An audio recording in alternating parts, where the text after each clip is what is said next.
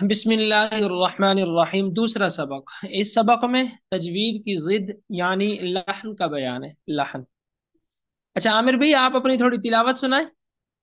عامر بھائی۔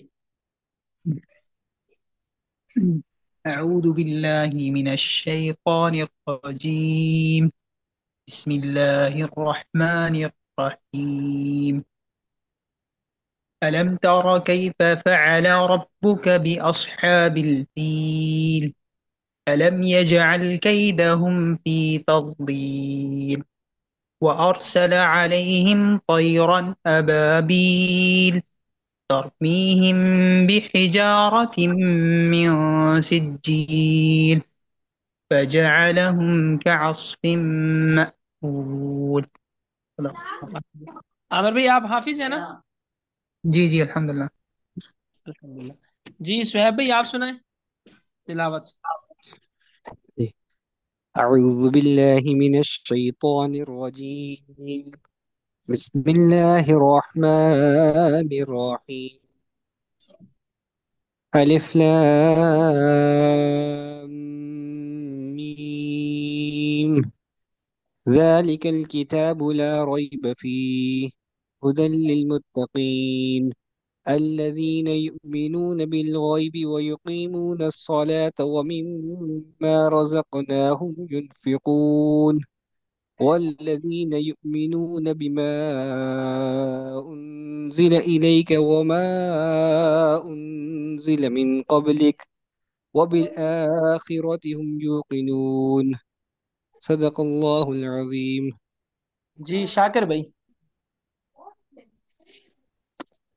یہ صحیح، میرا تو گلا بالکل خراب ہے، آواز بھی نہیں چلیں نکل رہی. ٹھیک ہے کل ٹھیک ہے۔ انشاءاللہ اچھا سنیں. آپ حافظ ہیں سہیب بھائی؟ جی استاد جی، الحمدللہ. شاکر بھائی، آپ بھی حافظ ہیں؟ جی جی استاد جی. چلے صحیح ہو گیا۔ اچھا آپ نے پھر اچھی طرح عامہ پارے کا پہلا آدھا بھی یاد کرنا ہے، بے شک روزانہ سنا دیا کریں چاہے آپ حافظ بھی ہیں، کیونکہ آپ کے جی استاد. 60 نمبر ہوں گے تفسیر کے، اور 40 نمبر میں سے کچھ نمبر آپ کے ہوں گے قرآن مجید کے حفظ کے، اور کچھ نمبر یہ تجوید کے ہوں گے، یعنی 40 نمبر آپ کے اس چیز کے بھی ہے۔ جی استاد جی جی ٹھیک ہو انشاءاللہ. گیا. پہلا آدھا ہے استاد جی. جاننا ضروری ہے۔ اس سبق میں تجوید کی ضد یعنی لحن کا بیان ہے۔ لحن بولتے ہیں غلطی کو۔ اس میں 4 چیزوں کا جاننا ضروری ہے: لحن کا معنی اور تعریف، لحن کی اقسام، لحن جلی کی صورتیں اور مثالیں، لحن جلی اور لحن خفی کا حکم۔ لحن، اس کا معنی ہے غلطی کرنا۔ لحن کی تعریف: تجوید کے خلاف قرآن پڑھنا یا غلط پڑھنا یا بے قاعدہ پڑھنا لحن کہلاتا ہے۔ یہ 3 چیزیں انہوں نے ذکر کی ہیں۔ تجوید کے خلاف قرآن پڑھنا بھی لحن ہے، غلط پڑھنا بھی غلط لحن ہے، اور بے قاعدہ پڑھنا بھی لحن ہے۔ یعنی لحن صرف یہ نہیں ہے کہ آپ لفظ غلط پڑھ رہے ہیں، لفظ صحیح پڑھ رہے ہیں تجوید کے خلاف پڑھ رہے ہیں تو وہ بھی پھر لحن ہی ہوگا۔ اسی طرح لفظ آپ ٹھیک پڑھ رہے ہیں، بے قاعدہ پڑھ رہے ہیں، قاعدے کی پابندی نہیں کر رہے تو وہ بھی لحن ہے۔ وضاحت: تجوید کے خلاف قرآن پڑھنے سے مراد مخارج میں غلطی کرنا ہے۔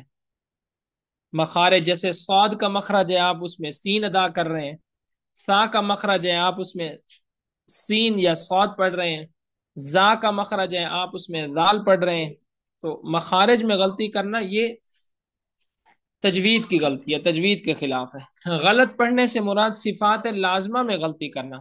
ہر حرف کی کچھ نہ کچھ صفات ہیں، کچھ صفات لازمہ ہیں، کچھ صفات عارضہ ہیں۔ صفات لازمہ اس میں غلطی کرنا یہ غلط پڑھنا ہے۔ بے قاعدہ پڑھنے سے مراد صفات عارضہ میں غلطی کرنا ہے۔ جیسے میں نے پیچھے بتا دیا کہ ہر حرف میں ایک اس کا مخرج ہوتا ہے، ایک اس کی صفات ہوتی ہے، پھر صفات کچھ لازمہ ہوتی ہیں جن کا پایا جانا ضروری ہوتا ہے، اور کچھ عارضہ ہوتی ہیں جن کا پایا جانا ضروری تو نہیں ہوتا لیکن لفظ کی خوبصورتی میں اس سے اضافہ ہو جاتا ہے۔ لحن کی اقسام: لحن کی 2 قسمیں، لحن جلی، لحن خفی۔ لحن جلی اس کا معنی ہے واضح اور موٹی غلطی کرنا۔ میں نے پیچھے کر لیا۔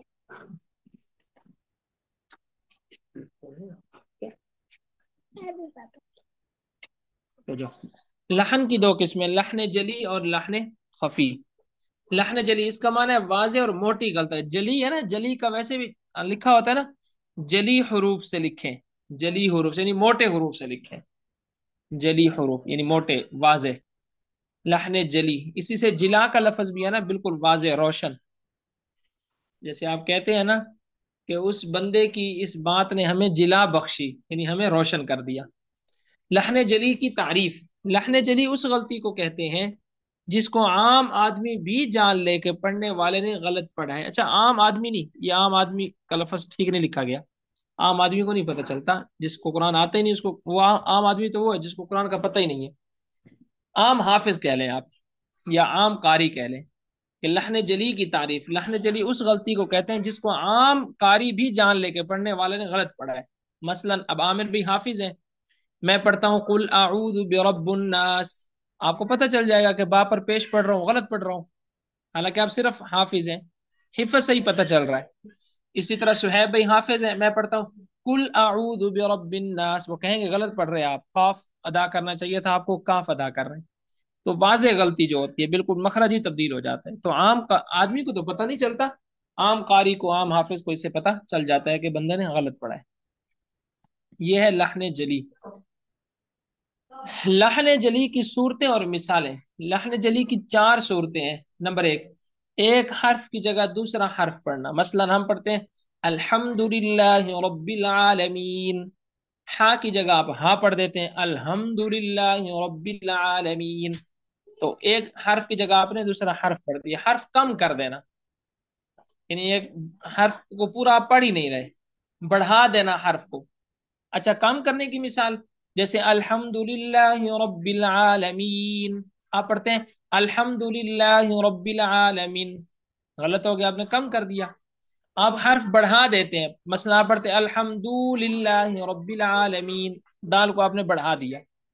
नंबर चार, हरकत और सकनात, यानी जबर, जेर, पेश और जज़म में गलती करना, ये बिल्कुल आसान है। अलहम्दु को अलहम्दु, हमदु को हमदु। इबदालुल हर्फ बिल हर्फ, नंबर एक, एक हर्फ की जगह दूसरा हर्फ पढ़ना।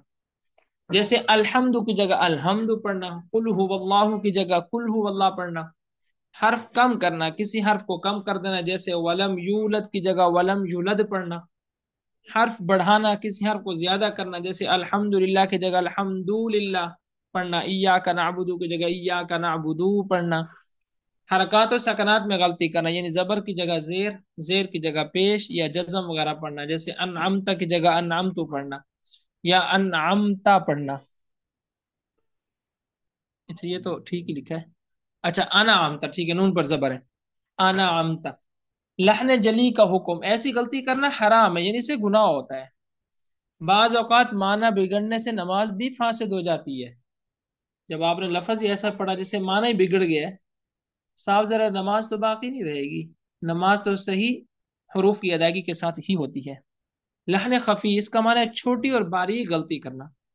लहन खफी की तारीफ, हरफों के हसीन होने के जो कायदे मुकर्रर हैं उनके खिलाफ कुरान पढ़ना। मसला गुन्ना ना करना, रा को मोटा पढ़ने के बजाय बारीक पढ़ना या बारीक पढ़ने के बजाय मोटा पढ़ना।